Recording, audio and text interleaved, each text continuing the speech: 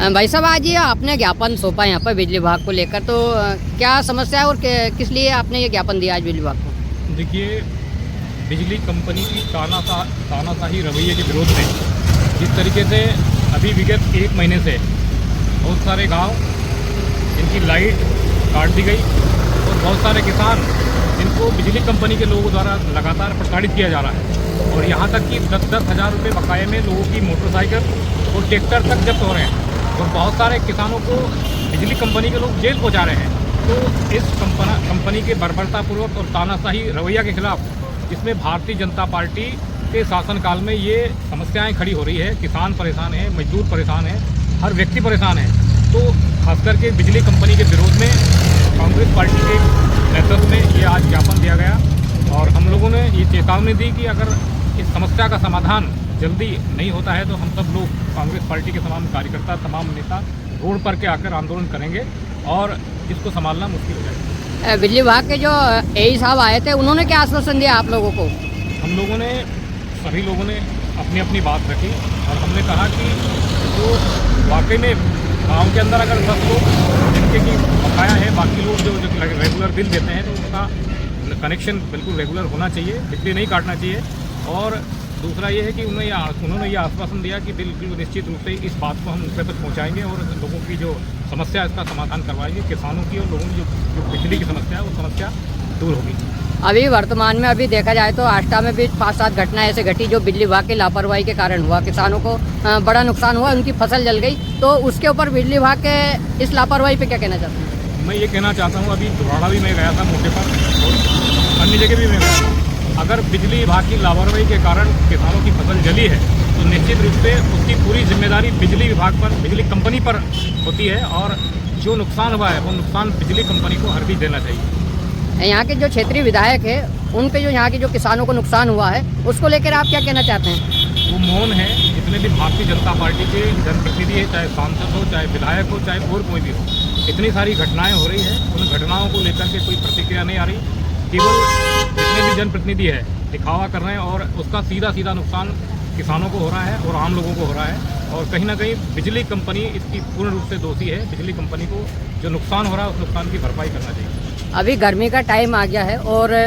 भारत सरकार द्वारा नल जल योजना भी चलाई जा रही है, लेकिन पीएचई विभाग की जो नल जल योजना है अभी गांव में बड़ी समस्या बन के आ रही, जो पानी की समस्या, उस पर पीएचई विभाग के ऊपर क्या कहना चाहिए? अधिकतर गाँव में आज जैसे फरवरी का महीना खत्म होता है, पीने के पानी की समस्या,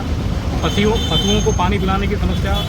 भीषण समस्या खड़ी होती है। जल संकट अप्रैल, मई और जून तक लगातार बना रहता है। और मैं आप कहना चाहता हूँ कि जो गांव-गांव है, नल जल योजना के तहत बड़ी बड़ी टंकियों का निर्माण हो गया। गांव-गांव में मतलब हर मोहल्ले में पाइपलाइन डाली गई, लेकिन पानी का आज तक क्या है कि वहाँ एक बूंद तक नहीं आया। और मैं ये कहना चाहता हूँ कि सरकार उसमें दिखावा नहीं करे, और निश्चित रूप से अगर इतना बड़े पैमाने पर पैसा लगाया है तो उसका फ़ायदा लोगों तक पहुँचना चाहिए और जल्दी मतलब टंकियों में पानी आना चाहिए, और नल जल योजना के माध्यम से गांव-गांव तक, घर-घर तक पानी पहुँचना चाहिए। एक और समस्या है जो क्षेत्र की बड़ी समस्या है, यहाँ की जो सिविल हॉस्पिटल है उसमें आए दिन एक्सीडेंट की घटनाएं, यहाँ के जो क्षेत्र के जो बीमार लोग हैं वो बड़ी संख्या में जो असुविधाएं जो हो रही लोगों को, उसके ऊपर क्या कहना चाहते? जो करोड़ों रुपए की बिल्डिंग तान दी गई, ना डॉक्टरों की व्यवस्था है, ना जांच की कोई व्यवस्था है, ना कोई लैब की व्यवस्था है, ना कोई ब्लड बैंक की व्यवस्था है, ना कोई मशीनों की व्यवस्था है। आए दिन बहुत सारे एक्सीडेंट होते हैं, लोग व्यवस्था के अभाव में मतलब मौत के मुंह में समा जाते हैं। बहुत सारे जो पेशेंट आते हैं, मरीज आते हैं, उनको साधारण रूप से देख करके यहाँ से रिफ़र कर दिया जाता है। इसलिए आज तक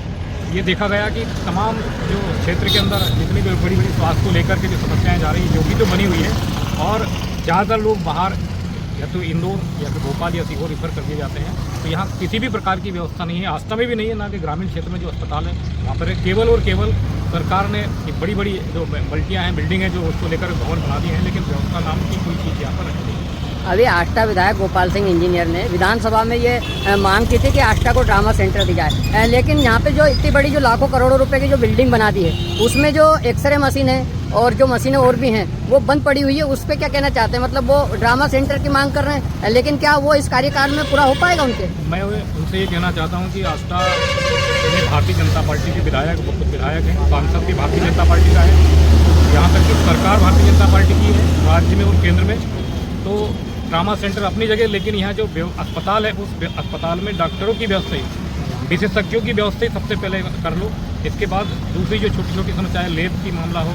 चाहे फिर आपकी इसके अलावा ब्लड बैंक का व्यवस्था हो, इसके प्रकार वो जो CT स्कैन है, और या फिर क्या है कि तमाम वो जाँच जो व्यवस्थित रूप से सुचारू रूप से, उन सारी ये छोटी छोटी समस्या है इनका निराकरण पहले करवा दो, उसके बाद ट्रामा सेंटर आप लेके आना। तो ये सबसे ज़रूरी और मूल जो समस्याएं ये बनी हुई है, इन सारी समस्याओं का निराकरण पहले आप करवाइए, इसके बाद ट्रामा सेंटर के बाद